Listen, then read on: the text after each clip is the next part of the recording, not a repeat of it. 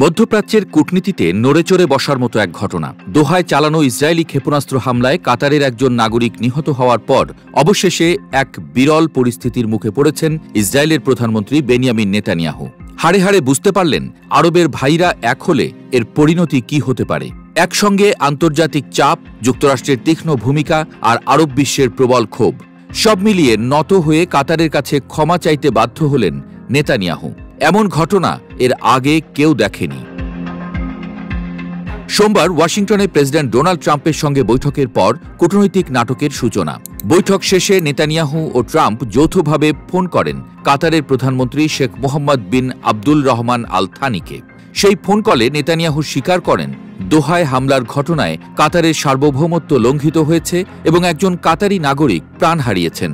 নিহত নিরাপত্তা কর্মকর্তা বদর আল দোসারির প্রতি শোক জানিয়ে তিনি বলেন, ভবিষ্যতে কাতারের ভূখণ্ডকে আর কখনো লক্ষ্যবস্তু করা হবে না।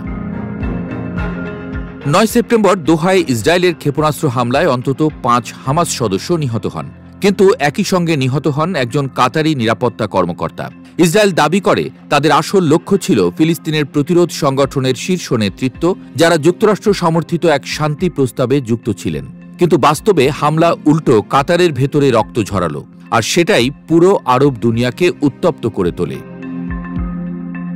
কাতারের পররাষ্ট্র মন্ত্রণালয় নিশ্চিত করেছে নেতানিয়াহুর ক্ষমা প্রার্থনা।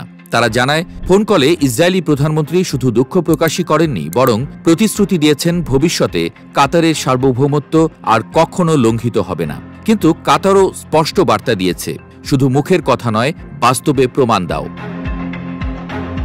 বিশ্লেষকরা বলছেন, এই ক্ষমা প্রার্থনা কোনো দয়ার বশবর্তী পদক্ষেপ নয়, বরং আরব বিশ্বের ক্রোধ এবং কাতারের কৌশলগত গুরুত্ব সব মিলে নেতানিয়াহুকে নতজানু হতে বাধ্য করেছে। অনেকেই মনে করছেন এটি এক ধরনের সার্ভাইভাল বিহেভিয়ার, যেখানে নেতানিয়াহু সময় নিতে চাইছেন, কারণ সামনে আসছে আরো বড় সংকট। কিন্তু এখন আসল প্রশ্ন হল, এই ক্ষমা কি সত্যিই শান্তির ইঙ্গিত, নাকি আসন্ন আরো বড় সংঘাতের আগে মাত্র একটি বিরতি? কাতার ও আরব বিশ্ব কি এই দুঃখ প্রকাশে সন্তুষ্ট হবে, তা সময়ই বলে দেবে।